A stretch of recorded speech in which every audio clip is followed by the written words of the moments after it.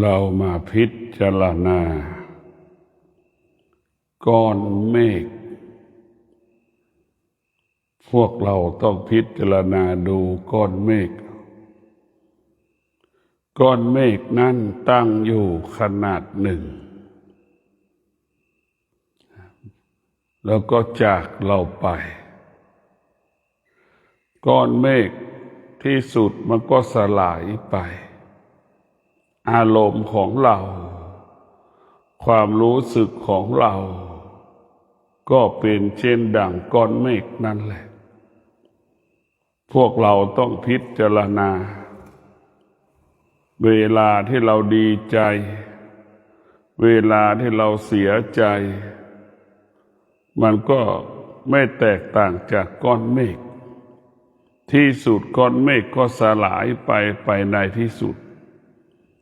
ก้อนเมฆก้อนใหม่ก็มาอีกอารมณ์ของเราก็เป็นเช่นนั้นดีใจเสียใจไม่สบายใจมันก็เป็นเช่นนั้นพวกเราต้องเข้าใจว่าทุกสิ่งทุกอย่างมันเปลี่ยนแปลงทุกสิ่งทุกอย่างมันแปรสภาพตลอดเวลาพระพุทธเจ้าจึงบอกสอนให้เราไม่ให้เราไปยึดติดในสิ่งที่เรารู้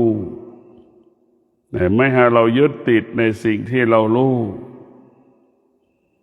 ดังเวลานี้คนทั้งประเทศไปยึดติดคำว่าน้ำมันนี่ก็จึงทำให้เรานั่นเป็นทุกข์ไหมกังวลใจไหมทำให้เราไม่สบายใจไหมเนี่ยเราไปยึดติดเราพิจารณาได้ว่าเราเข้าไปยึดติดมันเป็นทุกข์กังวลใจไม่สบายใจเหมือนเราไปยึดติดในเหตุการณ์ที่สหรัฐและอิสราเอลอิหร่านที่เป็นปัญหาการสงครามเราเข้าไปยึดติดเราก็ไปเกิดอารมณ์ความรู้สึกฝ่ายใดฝ่ายหนึ่งเกลียดอีกฝ่ายหนึ่งหลงอีกฝ่ายหนึ่งนี่แหละพวกเราทั้งหลายมันเป็นทุกข์ทั้งสิ้นผู้ที่มีสติผู้ที่มีปัญญารู้สิ่งที่เรารู้ว่ามันไม่เที่ยงผู้ที่มีสติผู้ที่มีปัญญาจึงไม่ให้ความสำคัญสิ่งที่เรารู้จึงไม่ยึดติดสิ่งที่เรารู้ก็ให้รู้สิ่งที่เรารู้ผ่านไปก็ผ่านมาคือมันไม่มีอะไรที่เราจะต้องไปรู้เราไม่มีอะไรจะไปยึดติดมันในพวกเราทั้งหลายเราไม่มีอะไรจะไปยึดติดมันเพราะผู้ที่มีสติมีปัญญาเนี่ยเป็นผู้รู้ความจริงของธรรมชาติผู้รู้ความจริงที่อยู่เหนือธรรมชาติก็คนส่วนมากก็ตกอยู่ใต้อำนาจของธรรมชาติทั้งสิ้นจึงเกิดคำว่าความทุกข์เกินความเป็นจริงความสุขก็เกินความเป็นจริงสุขก็พร่ำเพรื่อทุกข์ก็พร่ำเพรื่อกับชีวิตมนุษย์ที่ขาดปัญญาทั้งที่สุขก็ไม่ใช่ทุกข์ก็ไม่ใช่เอามาเป็นสุขเอามาเป็นทุกข์แต่พวกเราทั้งหลายสุขเกินความเป็นจริงทุกข์เกินความเป็นจริงชีวิตนี้จึงไม่สงบชีวิตนี้จึงไม่สงบชีวิตนี้เกินมีแต่คำว่ากังวลใจไม่สบายใจสุขเกินความเป็นจริงทุกข์เกินความเป็นจริงสิ่งใดที่ตอบสนอง แล้วเรามีความชอบใจก็สิ่งนั้นก็เป็นความสุขสิ่งใดที่ตอบสนองเราไม่ชอบใจ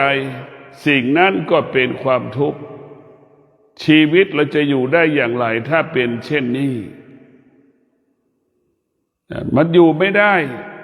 อยู่ได้ลำบากเรียกว่ามนุษย์มีความรู้สึกเกินความจำเป็น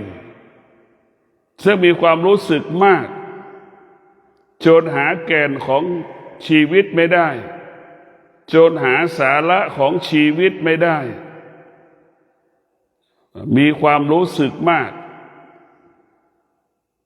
เมื่อเรามีความรู้สึกมากเราก็อ่อนแอและหวั่นไหวง่ายใจก็ไม่สบายใจได้ง่ายในพวกเราเพราะเรามีความรู้สึก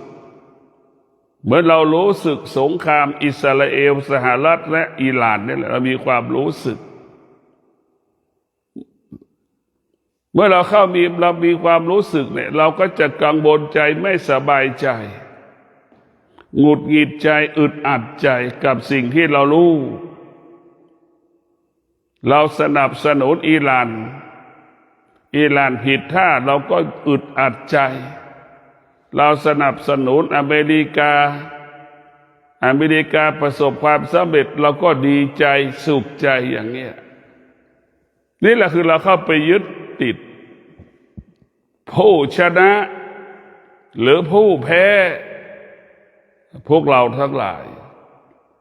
มันอยู่ภายใต้การเปลี่ยนแปลงทั้งคู่ผู้ชนะจะดีใจผู้พ่ายแพ้ก็เสียใจทั้งดีใจเสียใจมันก็คือเป็นสิ่งที่ไม่เที่ยงทั้งสิ้นดีใจมันก็แปรสภาพทุกข์ใจเสียใจมันก็แปรสภาพมันเหมือนกันหมดแต่พวกเราต้องพิจารณาสุขที่สุดมันก็ทุกข์เห็นไหมทุกข์ที่สุดแล้วมันก็สุขมันก็เป็นแบบนี้ในชีวิตเราอะวันหนึ่งมันก็เป็นเช่นนี้สุขแล้วก็ทุกข์ทุกข์แล้วก็สุขแต่บางครั้งเราขาดสติบางครั้งเราขาดสติบางเวลาเราขาดสติความทุกข์เกิดความทุกข์มันเกิดแล้วเราไปหยุดไปติดไปเกาะไปยึดความทุกข์นั้นใช่ไหมนี่เราขาดสติไปยึดติดไปเกาะไปยึดไปติดกับสิ่งที่เรารู้แต่พวกเราทั้งหลายไปยึดไปติดกับสิ่งที่เรารู้พวกเราต้องพิจารณาเมื่อเราไปยึดไปติดเนี่ยมันก็ทรมานใจเราเหมือนหนูติดกาวมันทรมานใจเหมือนเราขังไก่ไว้ในสุ่มไก่เหมือนเราขังควายไว้ในคอกมันทุกข์แบบนั้นแหละควายไก่ก็ทุกข์แบบไม่ออกพวกเราต้องพิจารณาอารมณ์ของเรานี่มันน่ากลัวเมื่ออารมณ์ของเราก็เกิดจากสภาวะจิตของเราที่ไม่มั่นคงถ้าจิตเรามั่นคงอารมณ์อะไรมากระทบมันก็ไม่มีค่าไม่มีความหมายใดๆจิตและมีสติหรือจิตเป็นผู้รู้จิตนั้นจะไม่สะเทือนจิตนั้นจะไม่หวั่นไหวเมื่อมีสิ่งต่างๆมากระทบแต่พวกเราต้องพิจารณาเราต้องรู้ว่าสิ่งต่างๆมากระทบนั้นมันก็สงบรู้นิ่งรู้แต่จิตที่มันฝึกจิตที่มันฝึกฝนจิตที่มีสติจิตที่มีสมาธิจิตที่มีปัญญาจึงเกิดคำว่าสงบรู้อะไรจะเกิดขึ้นก็สงบรู้ ใครบ้านเกิดมาไม่รู้สึกว่าทุกข์ไม่มีใครบ้างเกิดมาแล้วไม่รู้จักคำว่าความสุขก็ไม่มีสุขกับทุกข์มันปรากฏกับชีวิตเราทุกวันทำไมเราไปตอบสนองมันทำไมเราไม่รู้ว่ามันเปลี่ยนแปลงทำไมเราไปหยุดกับมันล่ะทำไมเราไปหลงมันล่ะทุกข์ก็ไม่ใช่พึ่งทุกข์สุขก็ไม่ใช่พึ่งสุขแต่พวกเราทั้งหลายมันไม่ใช่พึ่งทุกข์ไม่ใช่พึ่งสุขมันก็สุขมาตลอดเวลามันก็ทุกข์มาตลอดเวลาแต่เราขาดสติ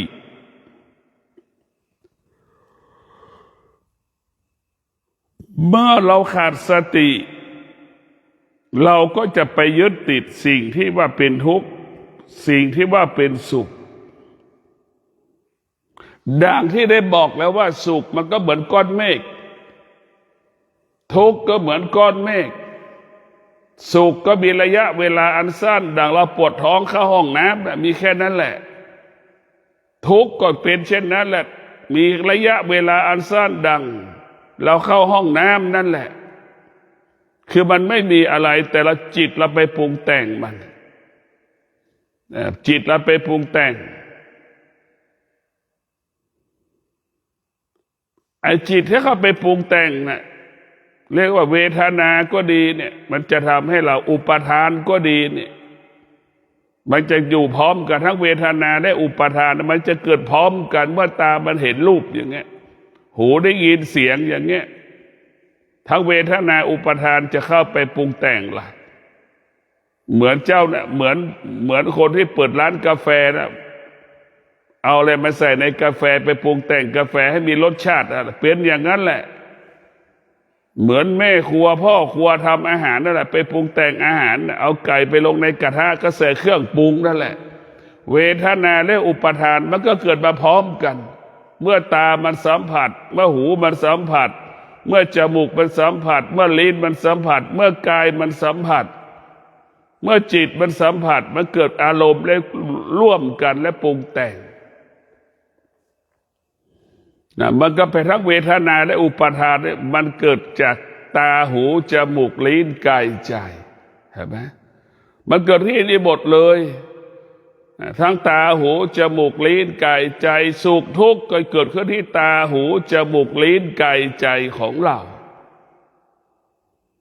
ทุกอย่างเรียกว่าการเกิดเนี่ยตาหูจมูกลิ้นกายใจเป็นที่ก่อการกำเนิดความรู้สึกสารพัดความรู้สึกความนึกคิดความสุขความทุกข์ตาหูจมูกลิ้นกายใจเพราะฉะนั้นจึงเรามานั่งภาวนาหรือเรามีสติเราจะต้องมาฝึกฝนอายตนะของเราฝึกฝนอายตนะของเราแล้วว่าฝึกฝนอายตนะของเราฝึกฝนอายตนะของเราอายตนะก็หมายถึงตาหูจมูกลิ้นกายใจให้มันฝึกฝนให้มันรู้ให้มันรู้เหมือนหมาดมระเบิดเหมือนหมาดมยาบ้านะให้มันฝึกอย่างนั้นให้มันรู้ว่าสิ่งนี้เป็นสิ่งที่เป็นอกุศลสิ่งนี้เป็นสิ่งที่ความโลภความโกรธความหลงให้มันรู้เมื่อมันรู้แล้วเราก็จะป้องกันไม่ให้สิ่งเหล่านี้เกิดมาเกิดขึ้นในกายในจิตเราทุกวันนี้เราไม่ได้ฝึกตาหูจมูกลิ้นกายใจเราตาเห็นรูปตาก็ไปยึดติดในรูปนะนี่แหละตาไม่ได้ฝึกตาเราเป็นผู้ไม่รู้มันก็ไปติดกับสิ่งที่เด่นมันรู้หมดรูปรสกลิ่นเสียงเนี่ยตามันก็ไปติดหูมันก็ไปติดจมูกมันก็ไปติดลิ้นมันก็ติดมันดูด้วยมันจะไปอยู่ตรงไหนกายมันก็ติด มันไปติดหมดอะไปติดที่สัมผัสติดที่ความรู้สึกนี่แหละพวกเราทั้งหลายถ้าเราตลับใดถ้าเราไม่ฝึกฝนจิตตาเนี่ยมันเป็นส่วนหนึ่งของจิตตาเนี่ยมันเป็นเครื่องมือของจิตที่เราทุกข์ที่สุดก็เพราะไอ้ตัวตาหูจมูกลิ้นกายใจนี่แหละมันเปลี่ยนมันทำให้เราเป็นทุกข์เมื่อเรานั่งอ่านหนังสือเห็นไหมเมื่อเรานั่งอ่านหนังสือได้จิตมันสงบคือเดี๋ยวกินเหม็นมารบกวนเราอีกแล้วเห็นไหมมันวุ่นวายอีกแล้วกังวลทุกข์หงุดหงิดอีกแล้วอึดอัดเห็นไหมอันนี้แหละคือมันผัดกันเนี่ยเดี๋ยวตาเดี๋ยวหูเดี๋ยวจมูกลิ้นกายใจเนี่ยชีวิตเราถ้าไม่พัฒนานะสิ่งตาหูจมูกลิ้นกายใจเนี่ยมันจะผัดกันเล่นละครผัดกันแกล้งเราเดี๋ยวสุขเดี๋ยวทุกข์เดี๋ยวพอใจเดี๋ยวไม่พอใจอยู่ตรงนั้นแหละแต่พวกเราต้องพิจารณาเราต้องพิจารณาอยู่ตลอดเวลาสุขก็ดีทุกข์ก็ดีเนี่ยพวกเราต้องพิจารณาว่าสุขก็ดีทุกข์ก็ดีคือมันเกิดจากตาหูจมูกลิ้นกายใจชอบใจไม่ชอบใจเกิดตาหูจมูกลิ้นกายใจในพวกเราทั้งหลายตาของเรามันสำคัญมันเป็นหน้าต่างมันเป็นประตูเพราะฉะนั้นเราต้องกลับมาพัฒนาตาหูจมูกลิ้นกายใจเมื่อตาหูจมูกลิ้นกายใจอายตนะของเราได้รับรู้และการพัฒนาแล้วนี่ตาเราก็สงบหูเราก็สงบลิ้นก็สงบจมูกก็สงบกายก็สงบจิตก็สงบจนถึงที่สุดสิ่งที่กระทบตาหูจมูกลิ้นกายใจมันก็ตาหูจมูกลิ้นกายใจก็สงบตาหูจมูกลิ้นกายใจรู้สึกสารพัดความรู้สึกที่สุดตาหูจมูกลิ้นกายใจก็สงบนี่แหละอานุภาพของการฝึกฝนอบรมจิตมันจะไม่แตกตื่นมันจะไม่หวั่นไหวมันจะนิ่งมันจะนิ่งในพวกเราทั้งหลายมันจะนิ่งมันจะสงบเหมือนลิงนอนหลับเหมือนช้างนอนหลับเหมือนควายนอนหลับแต่มันสงบนิ่งเหมือนไก่นอนหลับนั่นแหละมันจะสงบนิ่งหากเราไม่ได้ฝึกฝนอบรมจิตเราก็เหมือนตาหูจมูกลิ้นกายใจก็เหมือนแมลงวันเหมือนยุงเหมือนไก่เหมือนลิงมันไม่มีคำว่าสงบบินไปเรื่อยเปื่อยแต่พวกเราทั้งหลาย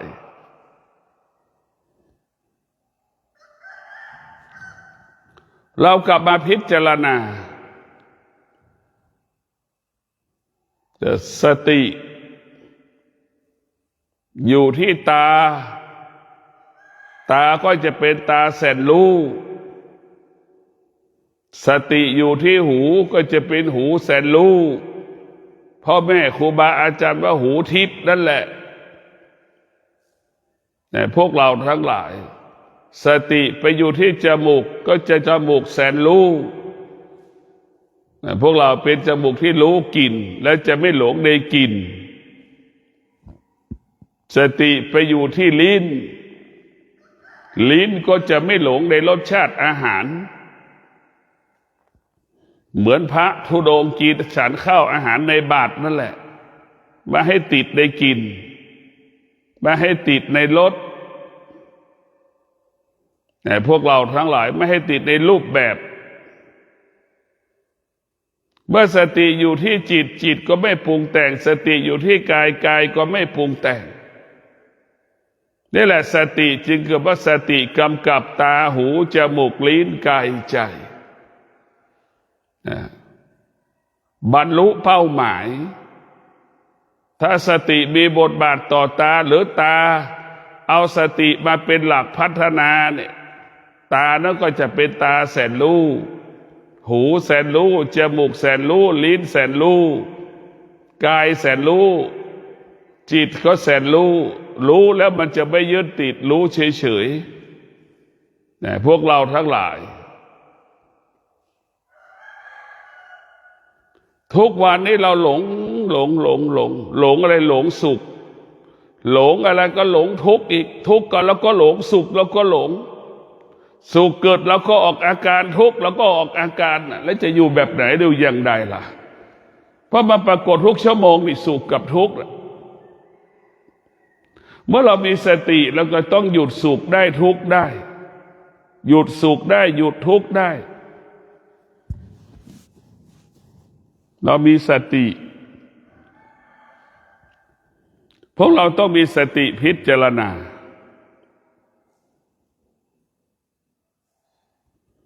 เมื่อเรามีสติพิจารณาพวกเราทั้งหลายเราก็จะได้พบแสงสว่างได้พบความจริงเห็นความจริงว่าความทุกข์ความสุขเกิดขึ้นที่กายกับจิตกายกับจิตประกอบไปด้วยตาหูจมูกลิ้นกายใจเราหมดเนื้อหมดตัวก็อยู่ที่กายกับจิตกายกับจิตประกอบไปด้วยตาหูจมูกลิ้นกายใจเห็นไหมตาหูจมูกลิ้นกายใจเราจะมีเงินหมื่นล้านแสนล้านมีกินมีใช้เหลือกินเหลือใช้ก็อยู่ที่กายกับจิตกายกับจิตก็ประกอบไปด้วยตาหูจมูกลิ้นกายใจของเราพวกเราทั้งหลายทุกอย่างอยู่ที่ตาหูจมูกลิ้นกายใจจิตเป็นผู้สั่งการจิตเป็นผู้ควบคุมตาหูจมูกลิ้นกายใจจิตมันจึงเป็นนายอายตนะได้เป็นบ่าวเป็นไพร่เป็นคนใช้เป็นคนงานแต่พวกเราทั้งหลายเราต้องพิจารณาโดยเฉพาะตาหูกับตาหูปากนี่ถือว่าเป็นไพร่ที่ดีเป็นลูกจ้างที่ดีในจิตจะให้ความสำคัญกับตาหูปากนี่สำคัญที่สุดเพราะมันต้องใช้ไปตลอดเวลาแต่พวกเราต้องพิจารณาเมื่อจิตมันเป็นผู้กำกับกำหนดควบคุมตาหูจมูกลิ้นกายใจแล้วเมื่อตาหูจมูกลิ้นกายใจถูกควบคุมตาหูจมูกลิ้นกายใจก็สงบรู้สงบนิ่งไม่เกิดอาการไม่สำแดงอาการใดๆทั้งสิ้นในพวกเราแต่ไม่เกิดอาการไม่สำแดงอาการใดๆทั้งสิ้นเราต้องพิจารณาพวกเราทั้งหลายที่เกิดมาแล้วชีวิตทุกวันตกอยู่ใต้อารมณ์ของตนเองตกอยู่ใต้อารมณ์ของบุคคลอื่นอารมณ์ของเราก็เหมือนเรามีระยะเวลาที่เราปวดท้องน่ะเดี๋ยวมันก็หายไปนี่คือผู้ที่มีปัญญาจะเข้าใจเช่นนี้ความรู้สึกที่เรารู้สึกมีระยะเวลาอันสั้นดังเราเข้าห้องน้ำนั่นแหละมันมีระยะเวลาอันสั้นมันไม่ได้เกิดยาวนานมันเกิดขึ้นขนาดหนึ่งเวลาหนึ่งเท่านั้นในพวกเราทั้งหลายแต่เราต้องพิจารณาอยู่อย่างเนืองๆเราต้องพิจารณาอยู่ตลอดเวลาคนส่วนมากเนี่ยพวกเราทั้งหลายคนส่วนมากขาดสติเมื่อขาดสติมันก็กลัวมันก็หลงมันก็รักและมันก็เกลียดเนี่ยมันเกิดขึ้นทุกอย่างเมื่อเราหลงขาดสติแล้วมันจะหลงเกลียดก็เกิดได้รักก็เกิดได้ไม่พอใจก็เกิดได้ชอบใจก็เกิดขึ้นได้เดี๋ยวเมื่อเราขาดสติจากสิ่งที่ดีก็บอกว่าไม่ดีนี่คือเราขาดสติจากสิ่งที่ไม่ดีก็กลายเป็นสิ่งที่ดีเนี่ยเราขาดสติแต่พวกเราทั้งหลายนี่คืออานุภาพของธรรมะนั้นจะถ้าเราขาดสติแล้วก็จบเลยเราต้องมีสติมีสมาธิอยู่ตลอดเวลามีสติมีสมาธิ ให้รู้ความจริงมีสติมีสมาธิให้รู้ความจริงสิ่งที่มันปรากฏสิ่งที่มันกระทบสิ่งที่เรารู้สึกอาศัยตาหูจมูกลิ้นกายใจจดจำและจำไว้ว่ามันไม่เที่ยงเมื่อจิตมันรู้และจดจำคำว่าไม่เที่ยงแล้วนี่เราก็ไม่ยึดติดไม่เข้าไปมีส่วนร่วมเหมือนเรารู้ว่าไฟมันร้อนน่ะก็ไม่มีใครจะไปจับไฟทุกคนก็รู้ว่าหมามันตายและมีกลิ่นเน่าเหม็นอยู่ใกล้ๆเราทุกคนก็ไม่อยู่ใกล้เช่นเดียวกันเช่นเดียวกันเรารู้ว่าทุกสิ่งทุกอย่างมันไม่เที่ยงเนี่ยเราไม่เข้าไปยึดติดมันก็จบแต่ทุกวันนี้เราไม่รู้คือสิ่งที่กลัวที่สุดคือเราไม่รู้นี่แหละแต่เราเข้าใจว่าเราเป็นผู้รู้นี่คือสิ่งที่น่ากลัวเรารู้ถ้าทุกคนรู้ก็คงละกันหมดเลยสุขมันก็ไม่เที่ยงแต่ทุกคนก็ไปยึดติดทุกมันก็ไม่เที่ยงทุกคนก็เข้าไปยึดติดไม่รู้มันไม่รู้เฉยๆแต่มันไม่รู้เหมือนเด็กจะกินขนมเนี่ยขนมยี่ห้อแล้วมันไม่รู้เลยเห็นไหมแต่มันจะกินได้ถ้าลิ้นมันถูกรสชาติมันถูกลิ้นมันจะกินอย่างเดียวเห็นไหมขนมนั้นจะเป็นพิษเป็นโทษมันไม่รู้มันรู้อย่างว่ารสชาติถูกลิ้นมันจะกินแค่นั้นแหละนั่นแหละคือรู้เหมือนนั่นแหละคนส่วนมากก็รู้เหมือนเด็กกินขนมรู้จักแต่จะกินรสชาติอะไรที่ถูกลิ้นมันจะกินหมดทุกวันเราก็รู้แบบนั้นแหละถ้าเราเป็นผู้รู้ทุกเกิดเราก็ละสุขเกิดเราก็ละเพราะว่าทุกเป็นของร้อนสุขก็เป็นของร้อนเนี่ยมันเป็นของร้อนทั้งสิ้นเราก็จะไม่อยู่ใกล้มันอยู่ห่างมันสุขเกิดทุกข์เกิดเราจะไม่ไปจับมันจะไม่ไปยึดติดในมันไม่อยู่กับมันเมื่อรู้ว่าไฟทุกข์คือไฟอย่างนี้เราก็ไม่จับไฟเนี่ยอันนี้เราจับทุกข์เกิดทุกวันน่ะทุกข์เกิดทุกวันสุขเกิดทุกวันพอใจทุกวันไม่พอใจทุกวันนี่มันเกิดแสดงว่าเราไม่รู้ถ้ารู้มันจะไม่เกิดถึงแม้เกิดเราจะไม่ตอบสนองมันแต่เราจะไม่ตอบสนองมันแต่ทุกวันนี้เราไปตอบสนองมันหมดสุขเกิดก็ไปตอบสนองทุกข์เกิดก็ไปตอบสนองมันนี่แหละจิตที่ขาดสติขาดสมาธิขาดปัญญาจึงไปตอบสนองสิ่งที่เรารู้จิตที่ขาดสติขาดปัญญาไปตอบสนองเมื่อเราไปตอบสนองแล้วมันก็จบเพราะฉะนั้นพ่อแม่ทั้งหลายพ่อแม่ที่มีสติพ่อแม่ที่มีปัญญาเนี่ยจะไม่ตอบสนองอารมณ์ของตนเองจะไม่ตอบสนองอารมณ์ของลูกตนเองจะสงบนิ่งรู้อารมณ์ของตนเองและอารมณ์ของลูกจะสงบนิ่งตลอดแต่แม่ที่มีสติปัญญาแล้วเนี่ยจะทำให้ครอบครัวนั้นอบอุ่นลูกมีสติมีสมาธิมีปัญญาทำให้พ่อแม่นั้นมีความสุขพวกเราทั้งหลายสุขมันต้องเกิดจากธรรมมันเกิดจากธรรมะสุขนี่มันเกิดจากการประพฤติตนปฏิบัติตนประพฤติตนปฏิบัติตนเป็นความจริงที่เป็นสากล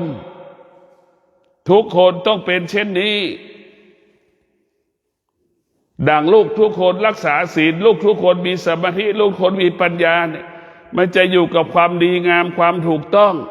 อยู่ที่ไหนก็อยู่ได้หมดทำอะไรก็ทำได้หมดนี่แหละคำว่าไม่มีสำหรับคนที่มีสติคนมีสมาธิคนที่มีปัญญาแต่พวกเราทั้งหลายคนที่มีสติคนที่มีสมาธิคนที่มีปัญญาเนี่ยคำว่าไม่มีคำว่าไม่มีไม่เกิดนี่แหละคือคนที่มีสติคนที่มีสมาธิคนที่มีปัญญา มันจะเกิดคำว่างอกงามดีงามทวีคูณขึ้นเลยแต่พวกเราต้องพิจารณาสำคัญที่สุดคือธรรมะของพระพุทธเจ้าคือให้ครอบครัวนั้นมีความสุขให้ครอบครัวนั้นมีอบอุ่นแล้วสำคัญธรรมะพระพุทธเจ้าไม่ได้เป้าหมายให้เราไปนิพพานแต่ธรรมะของพระพุทธเจ้าทำให้กายวาจาใจเราสะอาดบริสุทธิ์ทุกวันทุกเวลาแค่นี้พอแล้วถ้าเรามีศีลเรามีสมาธิเรามีสติและพวกเรากายวาจาใจเราก็สะอาดทุกหมดจดผ่องใสทุกวันเมื่อกายวาจาเราสะอาดบริสุทธิ์หมดจดผ่องใสคำว่าความสุขก็เกิดขึ้นคำว่าความสงบก็เกิดขึ้นคำว่าทำอะไรก็สำเร็จได้ง่ายทำอะไรก็สำเร็จเพราะจิตมันสงบเมื่อกายวาจาใจสงบมันก็จะเห็นความจริงที่ปรากฏมันแยกแยะสิ่งที่เป็นความจริงของความไม่ดีแยกแยะได้ความจริงของความดีมันจะแยกได้อันไหนเป็นธรรมชาติก็คือมันไม่เที่ยงก็ไม่เอามันอะไรที่เป็นธรรมก็เอามันอยู่กับธรรมยึดธรรมเป็นหลักยึดธรรมก็คืออดทนนั่นแหละยึดธรรมคนที่ไม่ยึดธรรมกับยึดธรรมชาติคือตอบสนองการเปลี่ยนแปลงตลอดเวลาตอบสนองการเปลี่ยนแปลงยึดธรรมชาติดังคนกลุ่มหนึ่งเห็นไหมแย่งกันไปซื้อน้ำมันกลัวน้ำมันหมดพวกเราคนที่ขาดปัญญาจะเป็นอย่างนี้ไม่เคยสนใจว่าข้าวมันจะแพงหรือข้าวมันจะถูกคนทั้งประเทศจะไม่แตกตื่นเลยเราต้องกินทั้ง3 มื้อนะพวกเราทั้งหลายเห็นไหมข้าวได้เป็นสิ่งสำคัญยิ่งกว่าน้ำมันเป็นหมื่นเท่าแต่เราไม่ให้ความสำคัญของข้าวกลับให้ความสำคัญกับน้ำมันแย่งกันไปเติมน้ำมันเห็นไหมคนทั้งประเทศคนทั้งโลกสะเทือนมันก็บ่งบอกว่าคนทั้งโลกเห็นผิดเป็นถูกเห็นกงจักรเป็นดอกบัวสิ่งที่เราสำคัญเราไม่มีข้าวกินนี่เราไม่ได้กินข้าวเราจะขับรถได้ไหมทำไมเราคิดไม่ได้แต่แม้เราต้องรู้ว่าข้าวเนี่ยเป็นต้นกำเนิดพลังงานน้ำมันเป็นแค่เครื่องมืออำนวยความสะดวกในการดำเนินชีวิตแต่เราต้องพิจารณานี่แหละว่าคนทั้งโลกคนทั้งชาติขาดสติขาดปัญญาเห็นไหมสำแดงอาการน้ำมันจะหมดกลัวไม่มีรถเติมน้ำมันไม่มีน้ำมันอยู่ในรถกลัวข้าวจะแพงข้าวจะขึ้นราคาคนทั้งประเทศไม่เคยแสดงอาการดังรถไปเติมน้ำมันแบบนี้เลย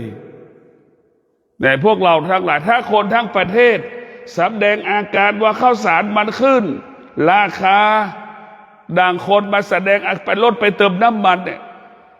รัฐบาลคงไม่ขึ้นราคาข้าว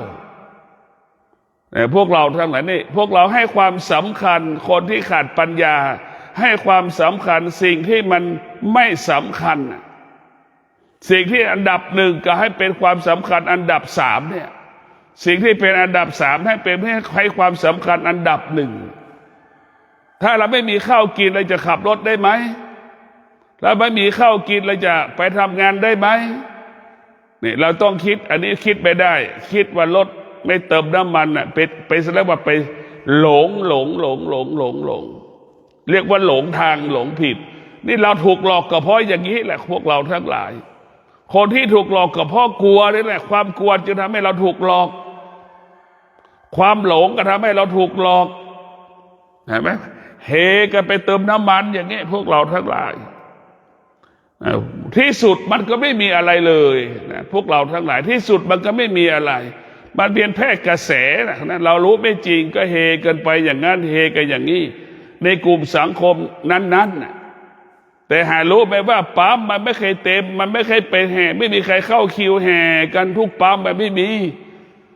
มันเฉพาะบางคนบางสถานที่ในสังคมที่พูดคุยกันเท่านั้นที่เสพข่าวแล้วก็ไปยึดติดในข่าวได้ยึดติดในคำพูดอย่างที่เราพูดกันทั้งนั้นเห็นไหมพวกเราต้องพิจารณา เราต้องพิจารณาว่าผู้ที่มีสติผู้ที่มีปัญญาจะให้ความสำคัญสิ่งที่สำคัญกับชีวิตของเราเช่นข้าวนี่สำคัญ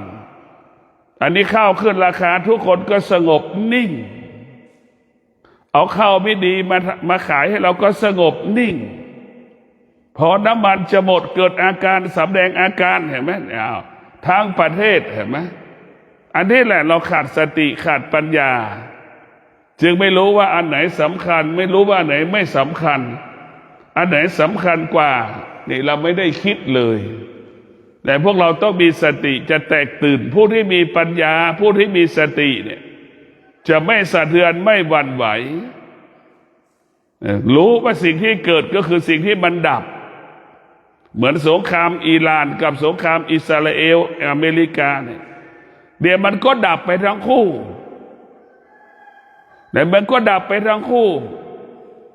ต่างคนต่างก็อ่อนแอทั้งคู่แต่มันก็ดับไปเองสิ่งที่เกิดก็คือสิ่งที่มันดับที่สุดมันก็หยุดในตัวมันเอง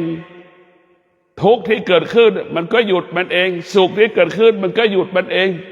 สงครามก็เป็นเช่นนั้นปัญหาเหตุการณ์ต่างๆความรู้สึกสารพัดความรู้สึกมันก็เป็นเช่นนั้นมันก็ยุติเองมันยึดเองยุติมันเองมันไม่ได้เกิดขึ้นตลอดเวลานะพวกเราทุกสิ่งทุกอย่างมันเกิดขึ้นแล้วมันก็ดับเรียกว่าสิ่งที่เกิดก็คือสิ่งที่ดับสิ่งที่ดับก็คือสิ่งที่มันเกิดคนที่มีสติคนที่มีปัญญานี่จะไม่คอยตามเหตุการณ์คนที่มีสติคนที่มีปัญญาอยู่เหนือเหตุการณ์แต่ไม่ตกอยู่ใต้อำนาจของเหตุการณ์คนที่ขาดสติขาดปัญญาอยู่ภายใต้เหตุการณ์อยู่ใต้อำนาจเหตุการณ์เป็นเหยื่อของเหตุการณ์จึงถูกหลอกถูกโกงได้ง่ายในพวกเราทั้งหลายเราต้องกลับมาพิจารณาเราจะใช้สติใช้ปัญญาใช้สมาธิสติสมาธิปัญญาเนี่ยเราต้องใช้ให้มากที่สุดถ้าจิตของเรามีสติมีสมาธิมีปัญญาเนี่ยพวกเราจะไม่เกิดอาการไม่สำแดงอาการใดๆทั้งสิ้นจึงเกิดคำว่ารู้และก็อยู่เหนือสิ่งที่เรารู้และก็ละสิ่งที่เรารู้ในจิตผู้รู้ที่สุดรู้ไม่ตามรู้ที่สุดจิตมันรู้และไม่ตามรู้แต่พวกเราทั้งหลายเราจะเป็นอย่างนี้เราจะเป็นแบบนี้แหละเราต้องพิจารณารู้ไม่ตามรู้พวกเราต้องพิจารณาเมื่อเรารู้แล้วเราไม่ตอบสนองสิ่งที่เรารู้แต่เป็นสิ่งที่มีค่าที่สุดโดยเฉพาะที่ฝึกจิตเนี่ยเราเห็นไหมผู้ที่ฝึกจิตกายก็สงบเหมือนหินก้อนหนึ่งจิตก็สงบเหมือนหินก้อนหนึ่งทั้งกายทั้งจิตเหมือนก้อนหินนะคนที่ฝึกจิตแต่พวกเรามันจะเป็นเช่นนั้นมันจะเป็นแบบนั้นแหละมันสงบรู้สงบรู้สงบรู้สงบรู้เฉยๆมันจะเป็นก้อนหินเหมือนพระพุทธรูปไม่สะเทือนไม่หวั่นไหวคนกี่ล้านคนมากราบมาไหว้ไม่สะเทือนไม่หวั่นไหวใดๆทั้งสิ้นพระพุทธรูปเป็นสิ่งที่พูดไม่ได้แต่เราก็ไปแสดงอาการปรุงแต่งทั้งเวทนาและอุปทานต่อพระพุทธรูปเห็นไหมไปคิดแทนพระพุทธรูปทุกคนก็เป็นอย่างนี้แหละคนที่ขาดสติก็คิดแทนพระพุทธรูป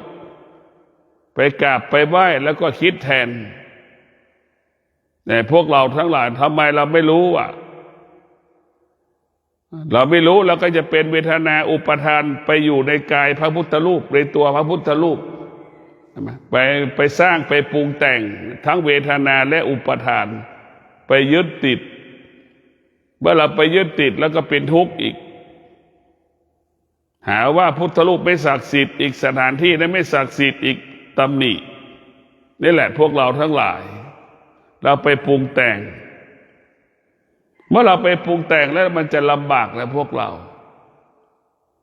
ไม่ควรจะไปปรุงแต่งการปรุงแต่งนี่สำคัญที่สุดให้รู้เฉย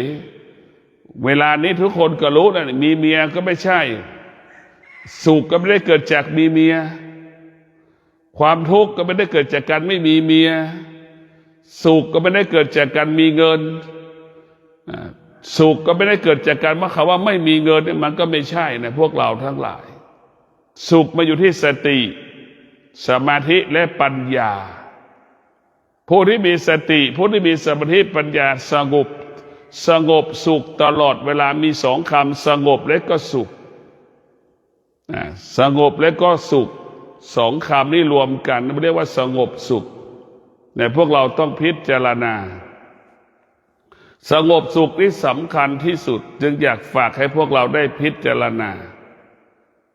คำว่าสงบสุขนี่เป็นสิ่งที่มีค่ามากคำว่าสงบสุขก็เหมือนผลไม้ที่มันสุกนั่นแหละมันละเอียดมันจะเห็นความจริงเห็นความจริงเห็นความจริงสงบสุขมันจะละเอียดมากฝากให้พวกเราได้โปรดพินิจพิจารณาสิ่งที่เรารู้ตั้งแต่เราเกิดมันไม่เที่ยงสิ่งที่เราสัมผัสตั้งแต่เราเกิดมันไม่เที่ยงสิ่งที่เราครอบครองตั้งแต่เราเกิดจนถึงวันนี้มันก็ไม่เที่ยงรู้สิ่งที่เรารู้ตั้งแต่เราเกิดบัดนี้ก็จำไม่ได้นั่นแหละคือมันไม่เที่ยงสิ่งที่เราจดจำและจำไม่ได้คือมันไม่เที่ยงพวกเราทั้งหลายรู้ว่ามันไม่เที่ยงเมื่อเรารู้ว่าทุกอย่างมันไม่เที่ยงเราก็ไม่เข้าไปยึดติดในสิ่งที่มันไม่เที่ยงเมื่อเราไม่เข้าไปยึดติดสิ่งที่มันไม่เที่ยงมันก็ไม่มีอะไรให้เราเกิดคำว่าสุขกับทุกข์มันจะทำให้กายกับจิตเป็นอิสระนะเป็นอิสระเหมือนเรานั่งสมาธิมันก็สบายกายสบายใจนั่นแหละคือเรียกว่าสบายกายสบายใจหูมันก็ได้ยินตามันก็หลับกายมันก็สงบแต่หูมันได้ยินมันไม่เกิดอาการมันไม่แสดงอาการไปตามเสียงที่ได้ยินนะมันแยกแยะได้แล้วมันสงบได้เมื่อความสงบมันจะรวมกันเป็นหนึ่งเหมือนเรากินกาแฟใส่คอฟฟี่เมดนั่นแหละใส่น้ำตาลนั่นแหละมันกลายเป็นเนื้อเดียวกันเป็นนมเนี่ยมันกลายเป็นเนื้อเดียวกันหมดความสงบมันจะกลายเป็นเนื้อเดียวกันเราต้องพิจารณาพ่อแม่ครูบาอาจารย์โดยเฉพาะหลวงปู่มั่นเนี่ยท่านก็ฝึกท่านไม่พูดหลวงปู่เป็นผู้ที่ไม่พูดหลวงปู่เป็นผู้ปฏิบัติหลวงปู่จะเป็นพระตัวอย่างเป็นพระแบบอย่างของพระวิปัสสนากรรมฐานก็มีสติสมาธิปัญญาเนี่ยจะเป็นต้นแบบเป็นแบบอย่างของพ่อแม่ครูบาอาจารย์เพราะหลวงปู่มั่นมีสติมากมีสมาธิมากมีปัญญามากหลวงปู่มั่นจึงเป็นพ่อแม่ครูบาอาจารย์ต้นแบบอย่างของพระกรรมฐานพระที่อาศัยอยู่ในป่าพระที่อาศัยป่ามาเป็นบ้านเอาอาศัยป่ามาเป็นกุฏิเอาป่ามาเป็นวิหารเนี่ยเอาต้นไม้มาเป็นวิหารเอาต้นไม้เป็นโบสถ์เอาต้นไม้เป็นกุฏิพักอยู่แต่พวกเราทั้งหลายแต่หลวงปู่จึงเห็นธรรมจึงรู้ธรรมจึงปฏิบัติธรรมเนืองทุกขณะลมหายใจนี่แหละอานุภาพของคำว่าสติสมาธิและปัญญามันมีอานุภาพมากมายมหาศาลขอให้ท่านทั้งหลายได้มีสติรู้สิ่งที่เรารู้มันไม่เที่ยงรู้สิ่งที่เรารู้มันผ่านตาหูจมูกลิ้นกายใจเป็นสิ่งที่ไม่เที่ยงทั้งสิ้นเรารู้สิ่งที่กระทบตาหูจมูกลิ้นกายใจเรารู้สิ่งที่ตาหูจมูกลิ้นกายใจสัมผัส เราก็รู้ว่ามันไม่เที่ยงเมื่อเรารู้ว่ามันไม่เที่ยงเราก็ละสิ่งที่มันไม่เที่ยงกายกับจิตมันก็สบายกายกับจิตมันก็เบากายกับจิตก็เป็นอิสระเมื่อกายกับจิตนั้นไม่ยึดติดสิ่งใดสิ่งหนึ่งเมื่อตากายกับจิตมั่นคงกายกับจิตนั้นก็สงบนิ่งรู้สงบนิ่งรู้เป็นอมตะทุกขณะลมหายใจขอเจริญพร